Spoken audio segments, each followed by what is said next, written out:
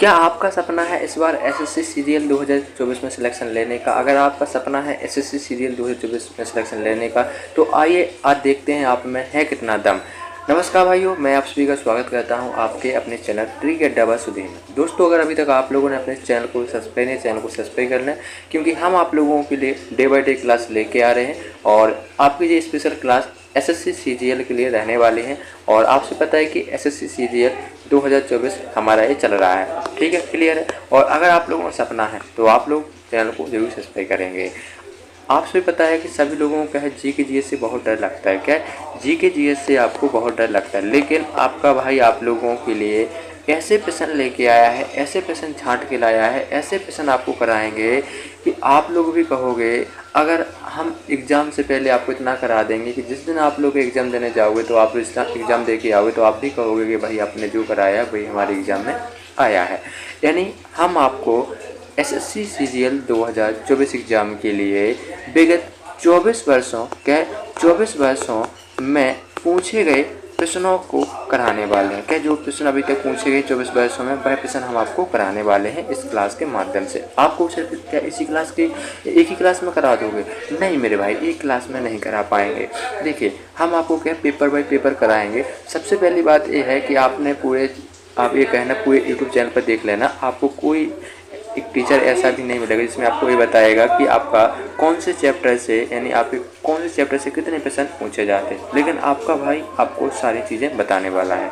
तो फिर क्या कहते हैं, क्लास को स्टार्ट कर दिया जाए? तो भाई क्लास स्टार्ट होने से पहले आपसे यही निवेदन है, क्लास को शेयर कर दो। तो देखिए, जो हमारे यहाँ पर पेपर रहने वाला है, पेपर है एसएससी सीजीएल 11/4/2022 का पेपर है। ये आपका मॉर्निंग शिफ्ट में पेपर हुआ था। तो सबसे पहले यहाँ पर बात कहते हैं, देखिए आगे बढ़ने से पहले हम आपको एक चीज़ और बता देते हैं। हम आपको यहाँ पर क्या है 15,000 प्लस फैक्ट बताने वाले हैं। कितने? 15,000 प्लस फैक्ट बताने वाले हैं। यानी आप उसे 15,000 क्वेश्चन कितने कराओगे? तो आप यहाँ पर सोच लीजिए, आपको यहाँ पर हम 24 वर्षों के कराने वाले हैं। क्या 24 वर्षों के कराने वाले हैं? आपसे भी पता है कि यहाँ पर एक दिन में 4 शिफ्ट होती हैं एसएससी में। अब इसका मल्टीपल करिए, और आपसे भी पता है कि एक शिफ्ट में हमारे 25 क्वेश्चन पूछे जाते हैं जीके जीएस की। तो आप यहाँ पर खुद यहाँ पर एवरेज लगा के अप्रॉक्स में मान लीजिए, लेकिन आपका भाई यहाँ पर आपको 15,000 प्लस यहाँ पर फैक्ट जरूर कराएगा, ठीक है। तो पेपर का नाम यानी आपको पता है कि एसएससी सीजीएल और 11/4/2022 मॉर्निंग शिफ्ट का पेपर है। तो पहले यहाँ पर बात करते हैं जिन लोगों को पता नहीं रहता है। देखिए, मध्यकालीन भारत का इतिहास, सबसे पहली बात कहते हैं मध्यकालीन भारत के इतिहास से आपके 2 प्रश्न पूछे गए थे। कब एक पूछे गए थे? आपके 11/4/2022 के मॉर्निंग शिफ्ट में जब पेपर हुआ था, तो अब मध्यकालीन भारत से आपके 2 प्रश्न पूछे गए। यहाँ पर प्रश्न पूछा गया था, पृथ्वीराज चौहान ने 1191 ईस्वी में मोहम्मद गौरी को तराइन के किस युद्ध में हराया था? तो हमारा इस प्रश्न का सही आंसर हो जाएगा,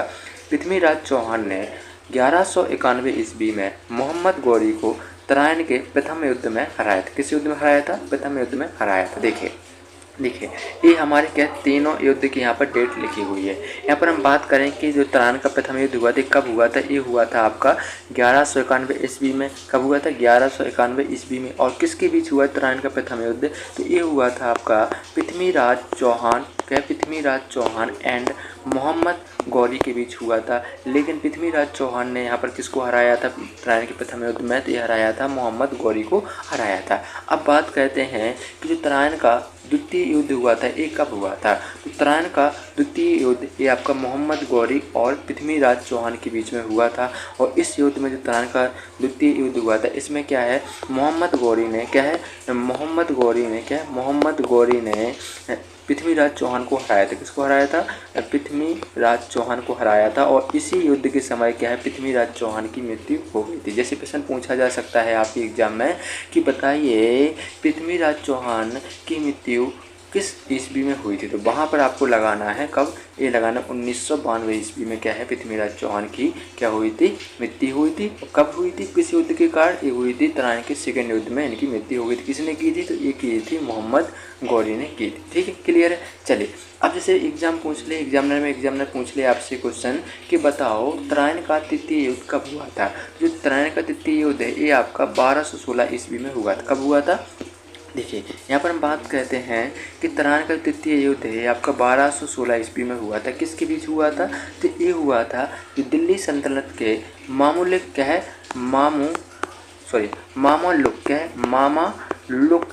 मामलुक राजा क्या मामलुक राजा और इल्तुतमिश ने हराया था। किसने? जो दिल्ली सल्तनत के राजा थे इन्हें किसने हराया था? तो हम कह सकते हैं राजा ने इल्तुतमिश को पराजित किया था। ठीक है, किसने? इल्तुतमिश के बीच में हुआ था। किसके बीच हुआ था? हम कह सकते हैं इल्तुतमिश के बीच हुआ था। तो आपको पता है कि तुरान का तृतीय युद्ध है, ये क्या है? दिल्ली सल्तनत के क्या मामलुक राजा थे जिनका किसके बीच हुआ था? इल्तुतमिश के बीच हुआ था। लेकिन क्या है, दिल्ली सल्तनत के राजा ने क्या इल्तुतमिश को इस युद्ध में पराजय किया था। तो विजय किसकी हुई थी? हम कह सकते हैं दिल्ली सल्तनत की क्या इसमें जो तुरान का थर्ड युद्ध हुआ था इसमें विजय हुई थी। देखिए, आगे बढ़ने से यहाँ पर हम आपको बता देते हैं पानीपत की बात आती है, क्योंकि तुरान युद्ध की हो गई। अब पानीपत की बात करेंगे। क्या पानीपत के हम तीनों युद्धों की आपके हम यहाँ पर डेट बता देते हैं। पहली बात करेंगे पहला युद्ध कब हुआ था। तो फर्स्ट जो युद्ध हुआ था पानीपत का वो हुआ था आपका 21 अप्रैल कब हुआ था? यानी हम कहेंगे सर 21 अप्रैल क्या है? 21 अप्रैल 1526 ईस्वी में हमारा क्या तुरान का प्रथम युद्ध हुआ था। और हम यहाँ पर बात कर लेते हैं क्या, यहाँ पर हम बात कर लेते हैं कि तुरान का द्वितीय युद्ध कब हुआ था। तो द्वितीय युद्ध हमारा 5 नवंबर क्या है? 5 नवंबर 1556 क्या है? 1556 ईस्वी में हुआ था। ठीक है, और यहाँ पर बात करते हैं कि तुरान का तृतीय युद्ध कब हुआ था। तो तुरान का तृतीय युद्ध यहाँ पर आपका 14 जनवरी क्या है? 14 जनवरी 1761 ईस्वी में आपका तुरान का तृतीय युद्ध हुआ था। क्लियर है? समझ में आया? एक बार सभी लोग अपने दोस्तों के पास क्लास को शेयर कर दो। ठीक है, देखिए अगर आपके ये भी आप लोग जानना चाहते हो कि जो हमारा पानीपत का जो प्रथम युद्ध 21 अप्रैल 1526 ईस्वी में हुआ था, किन किन के बीच में हुआ था? ये हुआ था बाबर किनके बीच में? बाबर किनके बीच में हुआ था तुरान का प्रथम युद्ध? तो हम कहेंगे बाबर क्या है? बाबर और इब्राहिम लोदी के बीच में हुआ था। किनके बीच में? इब्राहिम लोदी के बीच में हुआ था, जिसमें क्या है जो पानीपत का प्रथम युद्ध में क्या है बाबर की विजेता हुई थी और यहाँ पर इब्राहिम लोदी हार गया था। ठीक है, अब देखिए सेकेंड युद्ध जो आपका क्या पानीपत का जो सेकेंड युद्ध हुआ था ये हुआ था बैरम खां और हेमू के मध्य हुआ था। क्या जो आपका सेकेंड युद्ध हुआ था जो आपका 5 नवंबर 1556 ईस्वी में, तो ये हुआ था आपका किसके बीच? तो हम कहेंगे सर बैरम खां क्या है? बैरम खां और हेमू। आप सभी को पता होना चाहिए बैरम खां कौन था। तो बैरम खां अकबर का सेनापति था। कौन था? बैबर खान जो था वो अकबर का सेनापति था। हेमू कौन था? तो हेमू आपका आदिल शाह का सूर सेनापति था। कौन था? हेमू आदिल शाह का सूर सेनापति था, जिसमें किसकी जीत हुई थी? तो हम कहेंगे इसमें बैरम खां की जीत हुई। कह सकते हैं आप यहाँ पर कहोगे जो पानीपत का द्वितीय युद्ध हुआ था इसमें क्या है अकबर का जो सेनापति था बैरम खां की इसमें विजेता हुई थी। ठीक है, क्लियर है? आपको सिर्फ क्लियर। अब देखिए अगर यहाँ पर आपसे एग्जाम में पूछ ले कि बताइए आपने तो बता दिया कि तृतीय युद्ध हमारा पानीपत का कब हुआ था, तो हम कहेंगे सर ये हुआ था हमारा 14 जनवरी 1761 ईस्वी में हुआ था। किन के बीच में हुआ था? ये हुआ था अहमद शाह अब्दाली। किसके बीच में? अहमद शाह अब्दाली और मराठाओं के मध्य हुआ था। लेकिन इसमें विजय किसकी हुई थी? इसमें विजय हुई थी अब अहमद शाह अब्दाली की इसमें क्या तृतीय युद्ध में विजय हुई थी। क्लियर है? उम्मीद है कि आप लोग समझ रहे हो। ये हमारा पहला क्वेश्चन ये आपका पूछा गया था मध्यकालीन से। सेकंड क्वेश्चन पूछा गया था कि भारत की प्रथम शासका कौन थी, यानी शासका महिला कौन थी, मतलब भारत की जो प्रथम शासका महिला कौन थी। तो हम कह सकते हैं सर भारत की प्रथम शासका महिला ये थी हमारी रजिया सुल्तान। कौन थी? रजिया सुल्तान। कौन थी? रजिया सुल्तान। कौन थी? तो हम कहेंगे सर रजिया सुल्तान थी। कौन थी? रजिया सुल्तान थी। अगर हम बात करें कि रजिया सुल्तान किसकी पुत्री थी, तो हम कहेंगे रजिया सुल्तान किसकी पुत्री थी? ये थी हमारे इल्तुतमिश की पुत्री थी। किसकी थी? इल्तुतमिश की पुत्री थी। क्लियर है? अगर प्रश्न आपसे पूछ लिया जाए एग्जाम में कि रजिया सुल्तान किस शासक की पुत्री थी, हम कहेंगे ये थी हमारे इल्तुतमिश की। अगर हम बात करें कि यहाँ पर कि रजिया सुल्तान का जन्म कब हुआ था, तो हम कहेंगे रजिया सुल्तान का जन्म 1205 ईस्वी में हुआ था। कब हुआ था? 1205 ईस्वी में हुआ था। और इनकी मृत्यु कब हो गई थी रजिया सुल्तान की मृत्यु? तो हम कहेंगे सर 15 अक्टूबर 1240 ईस्वी में क्या इनकी मृत्यु हो गई। नहीं कह सकते हैं यहाँ पर 35 साल का इन्होंने क्या अपने जीवन जिया था। ठीक है, क्लियर है? समझ में आया? और इनका जन्म कहाँ हुआ था, हम कहेंगे से इनका जन्म हुआ था बदायूं में। कहाँ पर हुआ था?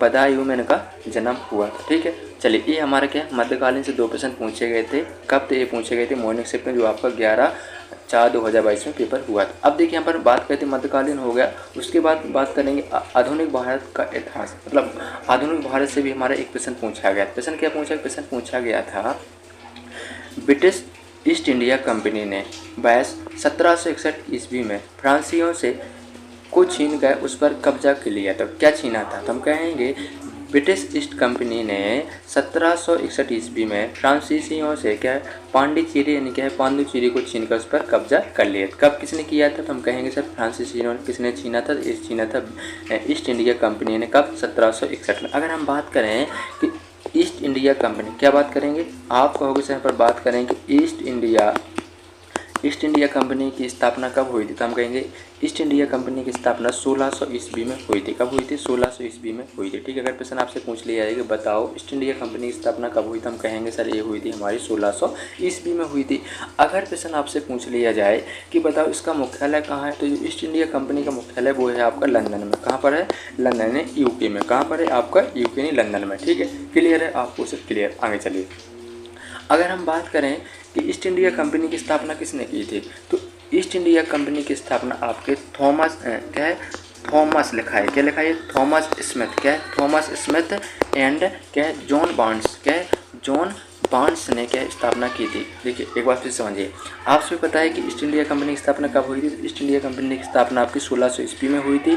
और इसका मुख्यालय कहाँ है? तो इसका मुख्यालय आपका लंदन यानी यूके में है। और इसकी स्थापना किसने की थी? ईस्ट इंडिया कंपनी की स्थापना थॉमस स्मिथ और जॉन बार्न्स ने इसकी स्थापना की थी। क्लियर है आपको? सिर्फ क्लियर। अब देखिए आगे चलते हैं। तो ये हो गया हमारा मध्यकालीन भारत और आधुनिक भारत। अब बात करें भूगोल। भूगोल से कितने प्रश्न पूछे गए, तो आपकी स्क्रीन पर दे रखे हैं। भूगोल की बात करते हैं। पहला प्रश्न पूछा गया था, रिंग ऑफ फायर का संबंध किस महासागर से? तो यहाँ पर हम बात करेंगे रिंग ऑफ फायर का संबंध हमारे प्रशांत महासागर से। किससे? प्रशांत महासागर। किससे? प्रशांत महासागर से क्या है हमारा रिंग और फायर का संबंध। और आपसे भी पता होना चाहिए सबसे बड़ा महासागर कौन है, तो हमारा सबसे बड़ा महासागर है प्रशांत महासागर। कौन है? प्रशांत महासागर। आपसे भी पता होना चाहिए कि हमारे कितने महासागर, तो हम कहेंगे 5 हमारे महासागर। कितने महासागर? हमारे 5 हैं। आपको यहाँ पर एक ट्रैक याद होना चाहिए। आपको यहाँ पर ट्रैक क्या याद होना चाहिए? आपको ट्रैक याद होना चाहिए पैसा, PAISA। इसको हम ऐसा लिखते हैं पैसा। अब पैसा आप लोग आपको उसे क्यों लिखवा रहे हैं? हम इसलिए लिखवा रहे हैं कि इसके द्वारा आप क्या है 5 हमारे क्या जो महासागर वो यहाँ पर याद कर सकते हैं। देखिए पहला महासागर है हमारा प्रशांत महासागर, जो सबसे बड़ा महासागर। प्रशांत महासागर की बात करें तो आपको क्या आता है हमारा अटलांटिका। क्या आता है? अटलांटिका महासागर। क्या आता है? अटलांटिका महासागर। फिर बात करेंगे तो फिर आता है हमारा आर्कटिक महासागर। क्या आता है? आर्कटिक महासागर। उसके बाद हम बात करेंगे हिंद महासागर। क्या करेंगे? हिंद महासागर। हिंद महासागर की बात करें अंटार्कटिका महासागर। क्या? अंटार्कटिका। ये हमारे क्या प्रशांत, ये हमारे क्या 5 महासागर। क्लियर है? तो आप इसके द्वारा याद कर सकते हैं। ठीक है, चलिए अब अगला प्रश्न देखते हैं। अगला प्रश्न है विश्व आर्द्र भूमि दिवस कब मनाया जाता है? प्रश्न पूछा गया था कि विश्व आर्द्र भूमि दिवस किस तिथि को मनाया जाता है? हम कहेंगे विश्व आर्द्र भूमि दिवस हमारा 2 फरवरी को मनाया जाता है। कब मनाया जाता है? तो 2 फरवरी को क्या है? 2 फरवरी को विश्व आर्द्र भूमि दिवस मनाया। क्या मनाया जाता है? विश्व आर्द्र भूमि दिवस मनाया जाता है। अगर हम बात करें कि 1 फरवरी को क्या कौन सा दिवस मनाया जाता है? 1 फरवरी को यहाँ पर आपका मनाया जाता है भारतीय, क्या मनाया जाता है? भारतीय तटरक्षक दिवस। कौन सा? भारतीय तटरक्षक दिवस आपका 1 फरवरी को मनाया जाता है। क्लियर है? कौन सा दिवस मनाया जाता है? हम कहेंगे 1 फरवरी को भारतीय तटरक्षक दिवस मनाया जाता है। चलिए अगला प्रश्न देखते हैं। अगला प्रश्न यहाँ पर दे रखा है कि निकोबार द्वीप समूह, क्या दे रखा है? निकोबार द्वीप समूह की जनजातियाँ ऑसबेरी उत्सव के दौरान परिवार की मुखिया की दिवंगत आत्मा को क्या अर्पित कहते हैं? तो ये कहते हैं श्रद्धांजलि अर्पित कहते हैं। क्या अर्पित कहते हैं? श्रद्धांजलि अर्पित करने के लिए या इस प्रकार प्रश्न पूछा गया होगा कि जो निकोबार द्वीप समूह के जो जनजातियां हैं दौरान परिवार के डॉट के दौरान के मुखिया जो मर जाते हैं उनकी आत्मा को श्रद्धांजलि अर्पित करने के लिए कौन सा त्यौहार मनाते हैं? तो हम कहेंगे सर ये मनाते हैं ऑस्करी उत्सव त्यौहार। कौन सा? ऑस्करी उत्सव त्यौहार मनाते हैं। ठीक है, निकोबार द्वीप समूह में जो जनजातियाँ होती हैं वहाँ पर उनके परिवार के जो मुखिया वहाँ पर मर जाते हैं उनको याद करने की श्रद्धांजलि किस रूप में दिया जाता है? किस त्यौहार के रूप में? तो ऑसबरी उत्सव के त्यौहार के रूप में दिया जाता है। ठीक है, मनाया जाता है, उनके श्रद्धांजलि दी जाती है, अर्पित की जाती है। ठीक है, चलिए अगला प्रश्न पूछा गया था पृथ्वी पर कार्बन डाइऑक्साइड का कम से कम आधा स्थिरीकरण शैवालों द्वारा प्रकाश संश्लेषण के माध्यम किया जाता है। देखिए प्रश्न इस तरह का पूछा गया है, हमने आपको पूरा बता दिया है। प्रथम देखिए प्रश्न क्या, पृथ्वी पर जो हमारी कार्बन डाइऑक्साइड है कितनी है? तो हम कहेंगे कार्बन डाइऑक्साइड की मात्रा है 0.003। इतना आप लोग इसको देख लेना। ठीक है, ठीक है, इसको अप्रॉक्सीमेट इतना देख लेना। हम सीधा आपको बता देते कि सीधा हमारा 0.000 या तो 3 इतना दे रखा होगा। आप लोग एक बार क्लियर करके बताना। इसको हम किससे प्रदर्श कहते हैं, तो इसको हम C2 से प्रदर्श कहते हैं। किससे प्रदर्श कहते हैं, C2 से प्रदर्श कहते हैं। किसे कहते हैं, तो हम कहेंगे सर C2 से प्रदर्शित कहते हैं। किसे प्रदर्शित कहते हैं, तो हम इसको कहेंगे सर C2 से प्रदर्शित कहते हैं। समझ में आ गया, एक बार बताने की कोशिश करेंगे सभी लोग, ठीक है। चलिए अगला प्रश्न देखिए। अगला प्रश्न यहाँ पर दे रखा है कि जो धौलगिरी जो पर्वत है इसको किस नाम से जाना जाता है, तो हम कहेंगे धौलगिरी को हम इस कहेंगे जो धौलगिरी पर्वत को हम यहाँ पर श्वेत पर्वत के नाम से जानते हैं। किस पर्वत के नाम से जानते हैं, तो धौलगिरी पर्वत को इसको श्वेत पर्वत के नाम से जाना। इसकी ऊंचाई कितनी है, तो हम कहेंगे सर इसकी ऊंचाई कितनी है, तो हम कहेंगे सर 8166 मीटर। कितनी, 8166 मीटर है। और कहाँ पर है, तो हम कहेंगे हमारे नेपाल देश में धौलगिरी पर्वत पड़ता है, ठीक है। समझ में आया, एक बार सभी लोग बता देंगे। चलिए अगला प्रश्न देखते हैं। अगला प्रश्न है यहाँ पर, ताम्रलिप्त प्राचीन भारत का एक महत्वपूर्ण बंदरगाह कौन सा है। सॉरी 1 सेकेंड, थोड़ा प्रश्न अजीब हो गया, मैंने थोड़ा सा इसको डिसमिस करके पढ़ दिया। प्रश्न है देखिए, इस तरह का पूछा गया था आपके एग्जाम में कि प्राचीन भारत का एक महत्वपूर्ण बंदरगाह शहर था, कौन था, तो हम कहेंगे सर ये था हमारा ताम्रलिप्त। कौन था, ताम्रलिप्त है जो क्या है भारत का एक महत्वपूर्ण बंदरगाह शहर था। कौन सा, ताम्रलिप्त प्राचीन भारत का एक महत्वपूर्ण बंदरगाह शहर था। क्लियर है। चलिए ये हो गया हमारा। देखिए हमने आपको क्या क्या बता दिया। मध्यकालीन से आपके 2 प्रश्न पूछे गए थे, आधुनिक भारत से आपका 1 प्रश्न पूछा गया था और भूगोल से आपको 1 प्रश्न पूछे गए थे। अब हम यहाँ पर बात करते हैं कि भारतीय राज्य व्यवस्था एवं संविधान। हमारा जो पेपर 11/4/2022 की मॉर्निंग शिफ्ट में हुआ था, तो भारतीय राज्य व्यवस्था और संविधान से कितने प्रश्न पूछे गए थे हम आपको बताने वाले हैं। देखिए पहला प्रश्न पूछा गया था कि लॉटरी रेगुलेशन एक्ट को पारित किया गया था, तो आपके ऑप्शन इस तरह के थे। ऑप्शन नंबर ए में दे रखा था आपको 1998, क्या दे रखा था 1998। ऑप्शन नंबर बी में दे रखा है आपको 1999। ऑप्शन नंबर सी में दे रखा है आपको 2004 और ऑप्शन नंबर डी में दे रखा है आपको 2019। तो यहाँ पर कह सकते हैं कि जो लॉटरी रेगुलेशन एक्ट है ये हमारा 1998 ईस्वी में पारित किया गया था। कब किया गया था, 1998 ईस्वी में पारित किया गया था। अगला प्रश्न है कि भारत का राष्ट्रीय चिन्ह किस दिन अपनाया गया था, तो हम सभी को पता है कि जो भारत का राष्ट्रीय चिन्ह है ये हमारा 26 जनवरी 1950 को अपनाया गया था। कब अपनाया गया था, 26 जनवरी 1950 को भारत का राष्ट्रीय चिन्ह अपनाया गया था। क्लियर है, समझ में आया, एक बार सभी मत बता देंगे। चलिए आगे चलते हैं। देखिए अगला प्रश्न है कि 86 में संशोधन अधिनियम 2002 के द्वारा जो आपका कौन सा मतलब कह सकते हैं अनुच्छेद 51A के तहत एक हमारा क्या है, एक हमारा एक नया मौलिक कर्तव्य जोड़ा गया था। एक बार समझिए, आपसे प्रश्न इस तरह का पूछा गया होगा कि बताइए वह कौन सा संशोधन होगा, कौन सा अनुच्छेद है जिसके द्वारा एक नया क्या है मौलिक कर्तव्य जोड़ा गया था। हम कहेंगे सर वह हमारा संशोधन हो जाएगा 86 में संशोधन हो जाएगा। कौन सा, 86 में संशोधन हो जाएगा और अनुच्छेद हो जाएगा यानी आर्टिकल हो जाएगा हमारा 51A के तहत क्या है हमारा एक नया मौलिक कर्तव्य जोड़ा गया था। समिति कौन सी समिति थी, यहाँ पर सरदार सरोवर सिंह सिफारिश समिति चल रही थी, ठीक। इसके अंतर्गत ये हमारा क्या नया मौलिक कर्तव्य जोड़ा गया था। अब यहाँ पर बात कर लेते हैं कि देखिए आप सभी को पता होना चाहिए जो हमारा 42 में क्या जो हमारा 42वां संविधान संशोधन यानी जो आपका 1976 में हुआ था। कब हुआ था 42वां संविधान संशोधन, तो हम कहेंगे सर ये हुआ था हमारा 1976 में। इसके द्वारा क्या है हमारे संविधान में 3 शब्द जोड़े गए थे प्रस्तावना में। कितने शब्द जोड़े गए थे, तो प्रस्तावना में 3 शब्द जोड़े गए थे। कौन कौन से, तो यहाँ पर हम बात करेंगे सर पहला शब्द आता है यहाँ पर अखंडता। क्या आता है, अखंडता। क्या आता है, अखंडता। और दूसरा शब्द आता है यहाँ पर समाजवाद। क्या आता है, समाजवाद आता है। क्या आता है, समाजवाद आता है। और तीसरा शब्द आता है यहाँ पर धर्मनिरपेक्ष। क्या आता है, धर्मनिरपेक्ष। ये हमारे क्या है 42वें संविधान संशोधन के तहत प्रस्तावना में 3 शब्द जोड़े गए थे। कौन कौन से, अखंडता, समाजवाद और धर्मनिरपेक्ष। क्लियर है, समझ में आया। समझ में आया तो एक बार क्या करेंगे अपने सभी दोस्तों के पास क्लास को शेयर कर देंगे।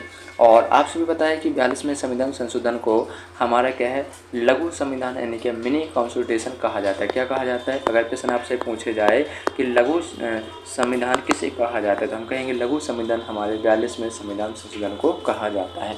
देखिए आगे बढ़ने से पहले यहाँ पर हम आपको एक महत्वपूर्ण क्वेश्चन बताने वाले हैं जो आप सभी को यहाँ पर पता होना चाहिए। देखिए आप सभी पता है कि भारतीय संविधान हमारा बन के तैयार कब हुआ था, तो भारतीय संविधान हमारा 26 नवंबर क्या है 26 नवंबर 1949 को क्या हमारा बन के तैयार हो गया था। कब बन के तैयार हुआ था, तो भारतीय संविधान है जो हमारा 26 नवंबर 1949 को बन के तैयार हुआ था। इसको लागू कब किया गया था, इसको लागू किया गया था 26 जनवरी क्या है 26 जनवरी 1950 में क्या है इसको लागू किया गया था। तो एक चीज़ आपको ध्यान रखना है, अगर एग्जाम में आपसे ये पूछे कि भारतीय संविधान कब बना था, तो भारतीय संविधान हमारा 26 नवंबर 1949 को बना था। कब लागू किया गया था, तो 26 जनवरी 1950 को ये लागू किया गया था।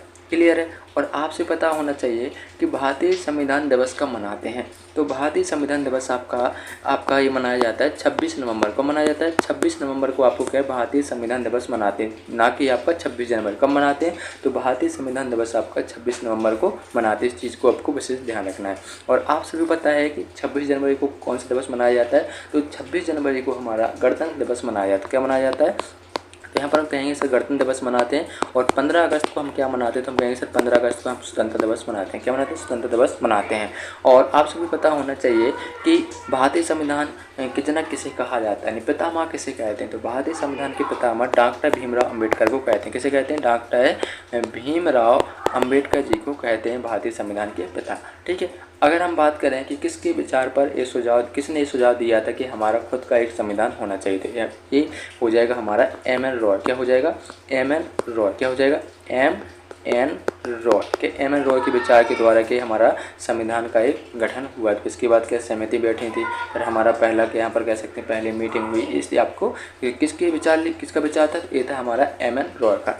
अब बात करते हैं कि भारतीय संविधान का जो वर्तमान में संविधान है हमारा, इसमें कितने आर्टिकल हैं। तो जो हमारा वर्तमान में संविधान है इसमें हमारे आर्टिकल की संख्या है कितनी है, तो हम कहेंगे सर ये हमारी 470 आर्टिकल हैं। और अनुसूचियाँ हमारी 12, कितनी अनुसूचियाँ, 12 अनुसूचियाँ हैं। भाग कितने हैं, तो हम कहेंगे सर भाग यहाँ पर 25 भाग हैं। और भाषाएं कितनी हैं, तो हम कहेंगे सर यहाँ पर 22 भाषाएँ। कितनी, 22 भाषाएँ। एक बात ध्यान रखेंगे, आर्टिकल कितने, तो आर्टिकल 470 हैं और अनुसूचियाँ 12 हैं, भाग 25 हैं और भाषा यहाँ पर 22 हैं। क्लियर है। चलिए अब हम आपको सीधा आगे लेके चलते हैं। देखिए अब अगला टॉपिक आता है अर्थव्यवस्था यानी इकोनॉमिक। क्या इकोनॉमिक, यानी इकोनॉमिक से कितने प्रश्न पूछे गए थे, यानी जो आपका 11/4/2024 को जो पेपर हुआ था मॉर्निंग शिफ्ट में, इसमें क्या है आपका इकोनॉमिक अर्थशास्त्र से यानी कह सकते हैं अर्थव्यवस्था से कितने प्रश्न पूछे गए थे। हम इसको अर्थशास्त्र बोल सकते हैं, इसको अर्थव्यवस्था बोल सकते हैं, इसको इकोनॉमिक भी बोलते हैं। ठीक है। तो चलिए यहाँ पर कहते हैं, देखिए एक प्रश्न पूछा गया था कि जो हमारा वस्तु एवं सेवा कर है ये भारत का किस प्रकार का कर है, तो हम पर कह सकते हैं कि वस्तु एवं सेवा कर भारत का एक एक अप्रत्यक्ष कर है। कैसा कर है, तो हम यहाँ पर कह सकते हैं जो वस्तु एवं सेवा कर है भारत का कैसा कर है, तो इसको कहेंगे सर एक अप्रत्यक्ष कर है। और प्रश्न आपका अगर पूछ लिया जाए आपसे एग्जाम में कि बताइए कि जीएसटी क्या है, जीएसटी का फुल फॉर्म क्या होता है, तो हम यहाँ पर कह सकते हैं कि जीएसटी का फुल फॉर्म होता है क्या होता है, तो हम कहेंगे सर ये होता है गुड्स एंड सर्विस टैक्स। क्या होता है, तो गुड्स एंड सर्विस टैक्स, ये हमारे क्या जीएसटी का फुल फॉर्म होता है। अगर यहाँ पर प्रश्न आपसे पूछ लिया जाए किस संविधान संशोधन के द्वारा क्या भारतीय संविधान में ये हमारा जीएसटी का कह सकते हैं किस जोड़ा गया है, तो हम कहेंगे सर ये हमारा 101 में संविधान संशोधन के द्वारा। और आर्टिकल कौन सा आर्टिकल हो जाएगा 446A के अंतर्गत क्या है हमारा जीएसटी के हमारा कर जोड़ा गया है। क्लियर है। चलिए अगला प्रश्न देखिए। अगला प्रश्न आपके एग्जाम में पूछा गया था कि भारत में आर्थिक सुधार नीतियाँ ...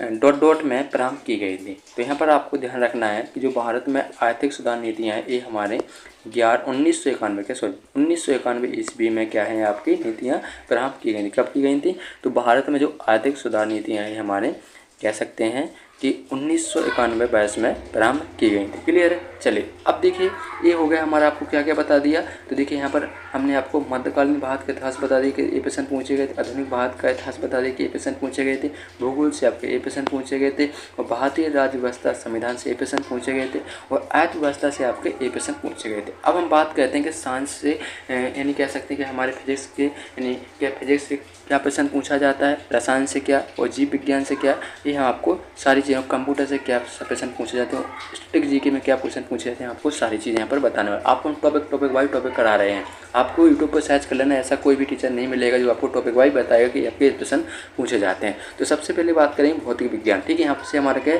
जीएस शुरू होता है। देखिए प्रश्न है यहाँ पर कि गति के दूसरे नियम के अनुसार किसी दिए गए बल के त्वरण वस्तु की द्रव्यमान होती है, क्या होती है, तो हम पर कह सकते हैं गति के दूसरे नियम के अनुसार बल के लिए त्वरण वस्तु होती है वो द्रव्यमान की कैसे होती है, द्रव्यमान की होती है व्युत्क्रमानुपाती होती है। क्या होती है, व्युत्क्रमानुपाती होती है। क्लियर, समझ में आया। तो ये हमारा क्या भौतिक विज्ञान से क्लियर, मतलब प्रश्न पूछा गया था। अब बात करते हैं रसायन विज्ञान से क्या प्रश्न पूछा गया था। तो रसायन विज्ञान से प्रश्न पूछा गया था कि मैग्नीशियम को जलाने से पर बनता है, मतलब कह सकते हैं जो मैग्नीशियम होता है उसको हम जला देते हैं, उसमें हम क्या है उसमें आग लगा देते तो क्या बन जाता है। तो मैग्नीशियम को जलाने पर बनता है भस्म। क्या बनता है? मैग्नीशियम को जलाने पर भस्म बनता है। अगर हम बात करें कि मैग्नीशियम का संकेत क्या होता है, तो मैग्नीशियम का संकेत होता है आपका Mg। क्या होता है? मैग्नीशियम का संकेत होता है कैपिटल M स्मॉल g होता है। अगर हम बात करें कि परमाणु भार कितना, तो परमाणु भार आपका होता है 24 पॉइंट, क्या होता है 24.305 हमारा परमाणु भार होता है। परमाणु क्रमांक क्या होता है?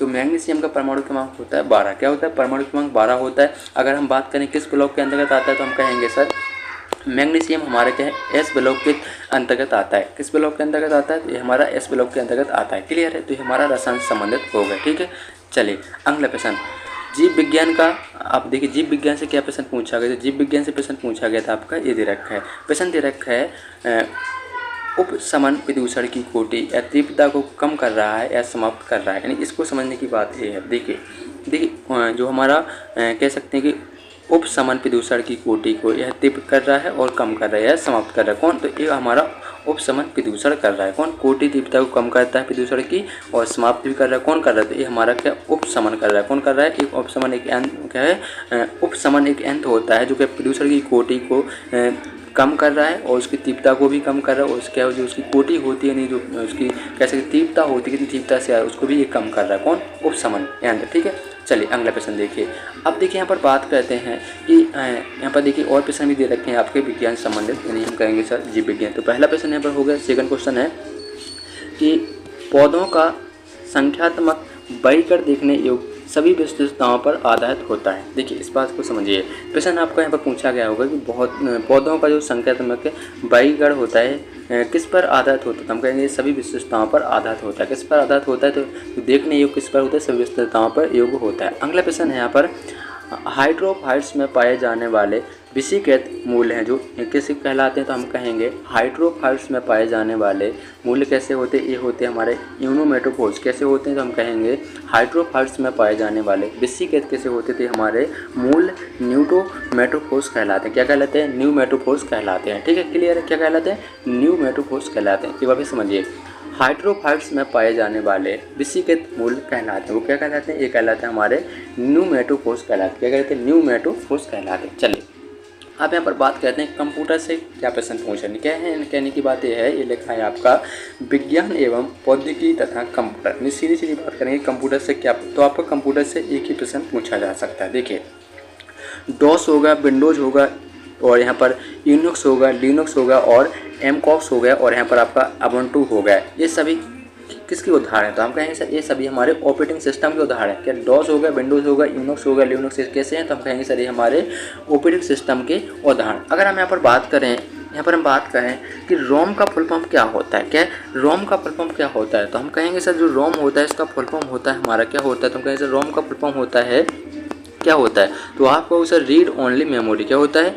Read only memory. ये हमारे किसका फुल फॉर्म होता है? तो हम कहेंगे सर ये होता है हमारा रोम का full form read only memory होता है। आपको सभी को कमेंट बॉक्स में बताना है कि रैम का फुल फॉर्म क्या होता है। क्या रैम का फुल फॉर्म क्या होता है? हमने आपका रोम को बता दिया तो आपको रैम का बताना है। ठीक है, क्लियर है? चलिए अब यहाँ पर बात करते हैं कि स्टैटिक जीके से कितने प्रश्न पूछे जाते हैं। तो यहाँ पर ये आपका जो विविध दे रखा है ये हमारा क्या होता है? तो ये हमारा स्टैटिक जीके कहलाता है। क्या कहलाता है? स्टैटिक जीके कहलाता है। क्या कहलाता है?